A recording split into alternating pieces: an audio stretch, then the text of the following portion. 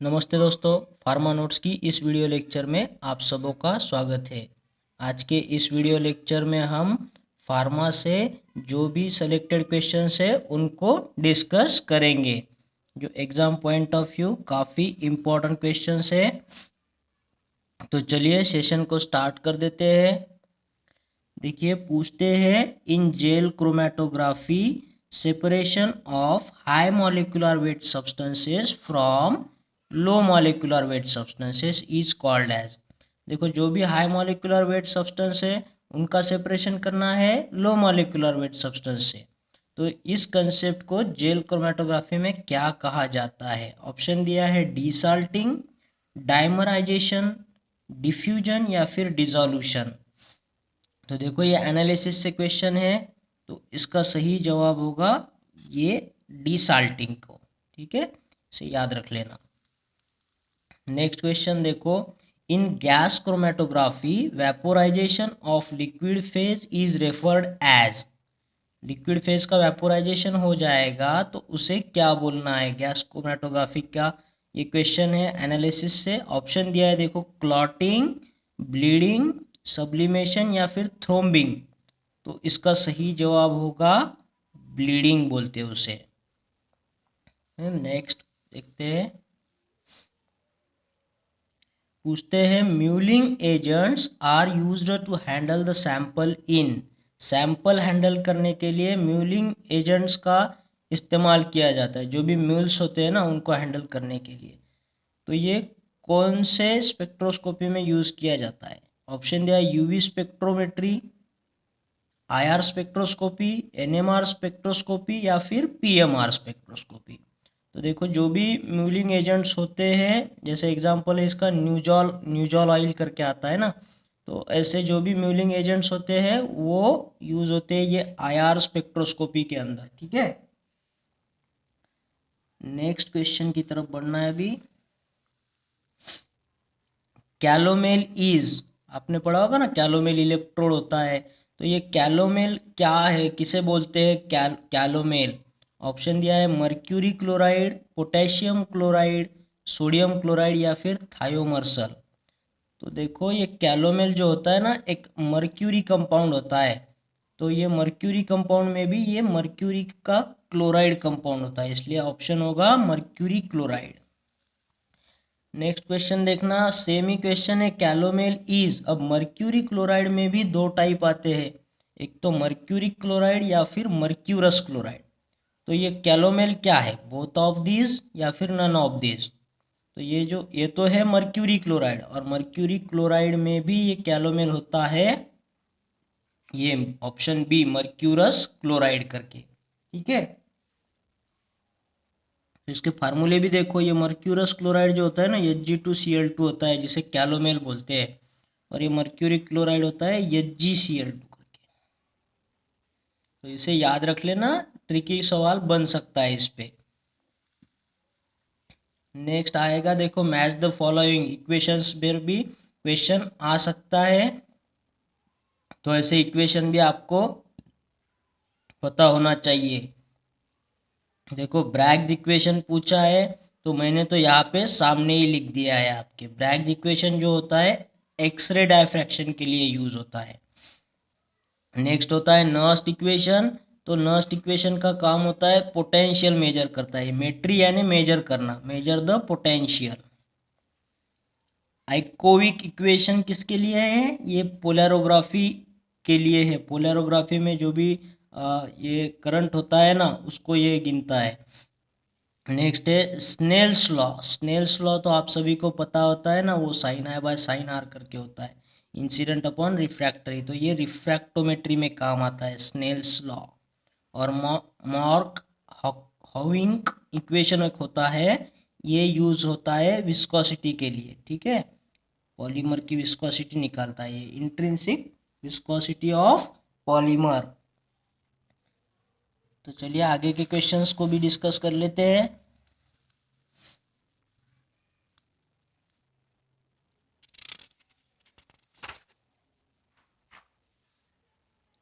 देखो, पूछते हैं गॉसिपॉल इज हाइड्रोक्सिलेटेड बाय नैफ्थैलीन। देखो, हाइड्रोक्सिलेटेड बाय नैफ्थेलिन डेरिवेटिव, ये भी सवाल बन सकता है। Gossypol is a hydroxylated binaphthalene derivative found in, तो ये किसमें मिलता है? ऑप्शन है सोयाबीन, तुलसी, सीवेट या फिर कॉटन सीड।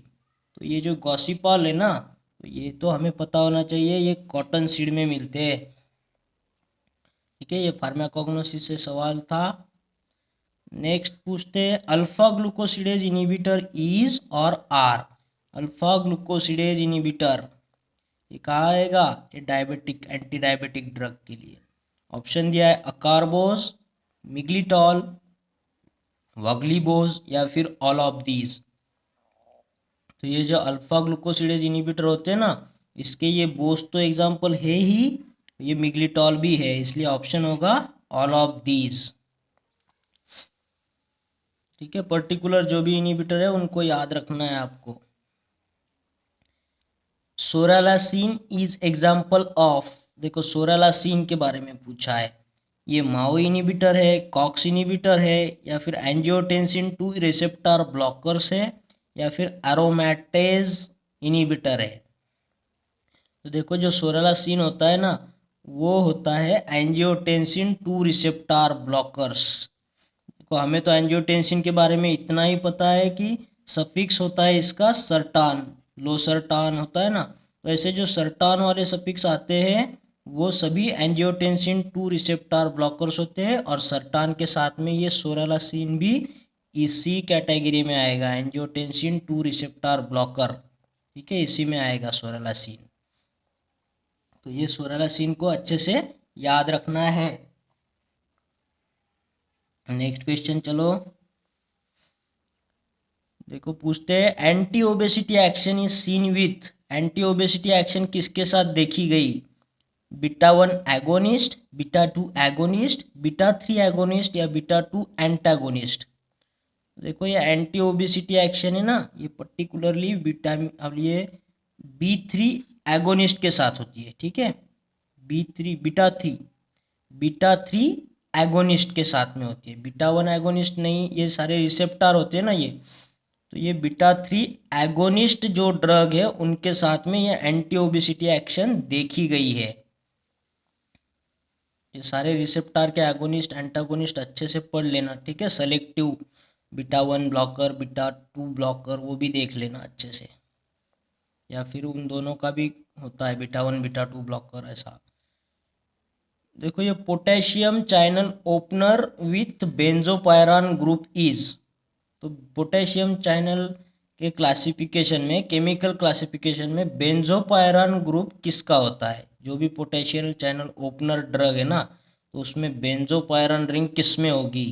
पिनासिडिल, मिनॉक्सिडिल, डायजॉक्साइड या फिर क्रोमोकालिम। तो ये भी अच्छा क्वेश्चन है, तो इसका केमिकल क्लासिफिकेशन भी आपको पता होना चाहिए। तो इसका जवाब होगा, ये बेंजोपायरान ग्रुप होता है ना, वो क्रोमोकैलिन में होता है, क्रोमोकालिम, पोटेशियम चैनल ओपनर। नेक्स्ट देखो यहाँ पे पूछता है, induced tinnitus is harmful effect of drug, induced tinnitus, तो ये किसके साथ का हार्मफुल इफेक्ट है? ऑप्शन में दिए ड्रग पैरासीटामोल, एस्पिरिन, थैलिडोमाइड या फिर अमाइनोग्लाइकोसाइड। तो देखो ये जो इंड्यूस्ड टिनिटस है वो हार्मफुल इफेक्ट होता है एस्पिरिन के साथ में। ठीक है, पैरासीटामोल के साथ में तो लीवर का प्रॉब्लम होता है, हिपैटोटॉक्सिक होता है, ये थैलिडोमाइड ये टेराटोजेनिसिटी होता है ना। ठीक है, इस तरह सारे साइड इफेक्ट को भी अच्छे से देख लेना आपने। फिर पूछते हैं यहाँ पे, as the surface tension increases angle of contact. तो देखो ये सवाल थोड़ा जनरल साइंस से रिलेटेड है, हमारे फार्मा में भी आता है, और इसे मैंने हमारे वो जो दूसरा चैनल खोला है ना वहाँ पे ये क्लियर कर दिया है, आप वहाँ से देख लेना इसे। As the surface tension increases angle of contact क्या होगा? तो जिन्होंने भी वो वीडियो देखा है उन्हें इसका जवाब मालूम होगा, एंगल ऑफ कांटेक्ट इंक्रीज होता है, surface tension is directly proportional to the angle of contact. ठीक है, नेक्स्ट देख लेते हैं,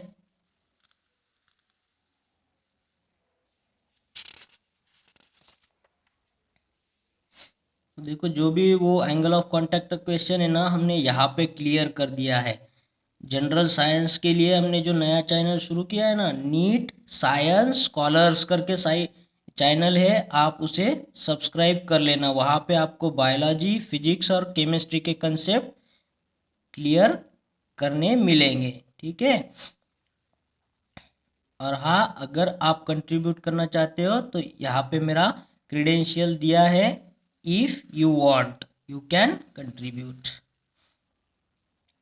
देखो यहाँ पे एक मैथ का क्वेश्चन भी मुझे डिस्कस करना है। और टोटल नंबर ऑफ हैंडशेक्स अगर 210 होंगे तो नंबर ऑफ पर्सन्स कितने होंगे। तो अगर आपको आता है तो आप वीडियो पॉज करके इसे सॉल्व भी कर सकते हो, ठीक है। देखो नंबर ऑफ हैंडशेक्स कितने हुए हैं, 210। तो नंबर ऑफ पर्सन कितने होंगे वो पूछता है। तो ये प्रोबेबिलिटी टाइप ऑफ क्वेश्चंस में जाते हैं, परमुटेशन कॉम्बिनेशन। तो इसे बोलना है, इसका फार्मूला होता है NC2, ठीक है। एक हैंडशेक करने के लिए कितना लोग चाहिए, 2 लोग। और नंबर ऑफ पीपल कितने हैं, उसमें से 2 लोग का कॉम्बिनेशन होगा। तो हमें ये n नंबर निकालना है। तो इसका फार्मूला क्या होगा, देखो यहाँ पे 2 लिखा है ना, तो इसे 2 बार आपको लिखना है। जैसे n हो गया, n के बाद का नंबर क्या आएगा, n-1 आएगा, ठीक है। ये 2 बार है तो हमने 2 बार कर दिया है, एक बार n और एक बार n-1। ये 3 होता तो n-2 भी कर देते, 4 होता तो n-3 भी कर देते, ठीक है। और इसको डिवाइड बाय ये 2 आएगा। तो बस इसका तो दिया है हमें आंसर, कितना होगा, 210 हैंडशेक्स होंगे। अब ये कैलकुलेशन कर लो, n into n-1 is equal to 2, वहाँ पे मल्टीप्लाई में जाएगा तो ये होगा 420। फिर अब आपको यहाँ पे निकालना है n की वैल्यू, n इंटू ये तो n-1 कितना हो जाएगा, 420। तो इसके फैक्टर देखो क्या होंगे, 42 इंटू 10, ठीक है। हमें एक नंबर चाहिए और उससे सिर्फ एक नंबर से डिक्रीज वाला, उनका मल्टीप्लिकेशन ये आना चाहिए। अब इसके फैक्टर देखो क्या करेंगे, 21 इंटू 2 इंटू 10, ठीक है। देखो यहाँ पे बना 21 और इन दोनों का मल्टीप्लिकेशन करोगे तो 20। तो बस हो गया 21 इंटू 20। ये n हो गया, ये n-1 हो गया। तो n की वैल्यू कितनी आई, 21। तो टोटल पर्सन्स कितने थे, 21। तो जवाब हो जाएगा 21 पर्सन्स, ठीक है। अगर मैथ के भी वीडियो हम अपलोड करें तो इसी चैनल में करना है या मैथ के लिए अलग चैनल शुरू करना है, वो भी आप लोगों ने मुझे कमेंट बॉक्स में बताना है, क्योंकि मैथ का पूरा सिलेबस हमें डिस्कस करना है। तो अगर फार्मा वीडियोस के साथ में आप इन वीडियो मैथ के वीडियोस का कोलैबोरेशन नहीं चाहते हो तो हम उसके लिए अलग से भी चैनल खोल सकते हैं। तो आपकी जैसी भी कमेंट होगी तो उसी हिसाब से चैनल भी बना दिया जाएगा, ठीक है। और आप अगर इसी चैनल पे चाहते हो तो यहीं पे अपलोड करके मिलेगा, ठीक है। तो आपने कमेंट बॉक्स में ज़रूर बताना है मैथ के लिए, क्योंकि हमें जल्दी से जल्दी मैथ को भी कवर करना है। मैथ और रीजनिंग को साथ में ही कवर कर देंगे, ज़्यादा दिन नहीं, 7 से 10 दिनों में ये सब क्लियर हो जाएगा दोस्तों, ठीक है। पर आपने कमेंट करना बहुत ज़रूरी है, मैं उसे पढ़ता हूँ और उसी के हिसाब से सीरियसली हम उसे भी कवर कर लेंगे, ठीक है। तो नए चैनल के लिए भी कमेंट में आपने मुझे लिख के देना है। नेक्स्ट देखते हैं अभी।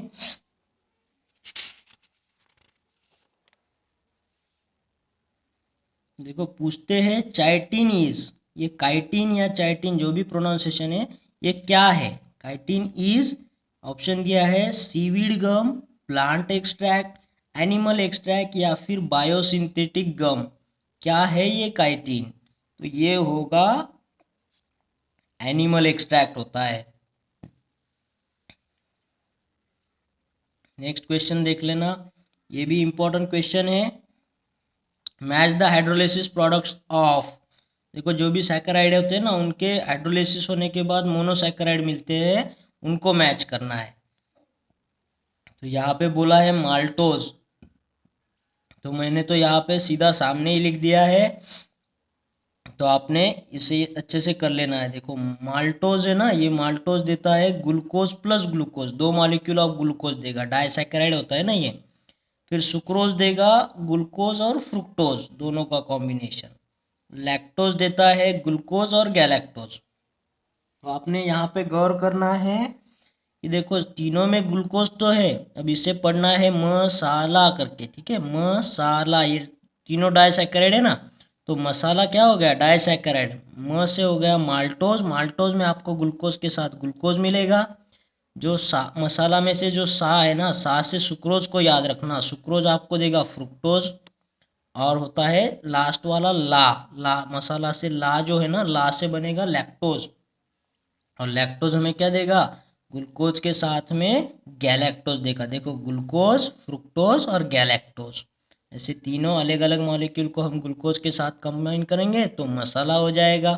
तो ये डाइसैकेराइड आपको याद हो जाएंगे, बिल्कुल कंफ्यूज नहीं होगा एग्जाम में। यहाँ पे देखो ये बोलता है रैफिनोज। अब रैफिनोज जो है वो ट्राइसैकेराइड है, और ये क्या देगा, ग्लूकोज देगा, फ्रुक्टोज देगा और देगा गैलेक्टोज, तीनों अलग अलग दिए ना, तो ये हो गया रैफिनोज। रैफिनोज जो भी रैफिनोज है ना, तो थोड़ा सा डिफरेंट है, इसमें तीनों के तीनों मोनोसैकेराइड डिफरेंट डिफरेंट है। नेक्स्ट है जेंटियानोज। ये जेंटियानोज भी ट्राइसैकेराइड होता है, इसमें 2 ग्लूकोज मिलेंगे और 1 फ्रुक्टोज होगा, ठीक है। तो ऐसे याद रख लेना, जनरल साइंस के अंदर भी ये क्वेश्चन बन सकता है। नेक्स्ट देखो सिनोनिम पूछा है, bitter melon is a synonym for. Bitter melon किसका सिनोनिम है? ऑप्शन दिया है नक्सोमिका, मोमोर्डिका, नीम या फिर डिल। तो बिटर मेलॉन किसका सिनोनिम होगा? तो ये होता है ये मोमोर्डिका, जो भी करेला होता है ना मोमोर्डिका, तो ये करेला का सिनोनिम होता है बिटर मेलॉन। नेक्स्ट क्वेश्चन देखो, इवनिंग प्राइम रोज ऑयल या फिर किंग्स क्योर ऑल उसका सिनोनिम है। इवनिंग प्राइम रोज ऑयल उसका सिनोनिम होगा king's cure all, belongs to the family. इसका फैमिली क्या है? देखो ये आजकल ड्रग बहुत यूज़ होता है आयुर्वेदा से, क्लॉटिंग अगर मिलती है स्किन के अंदर तो उसे डिजॉल्व करने के काम आता है ये।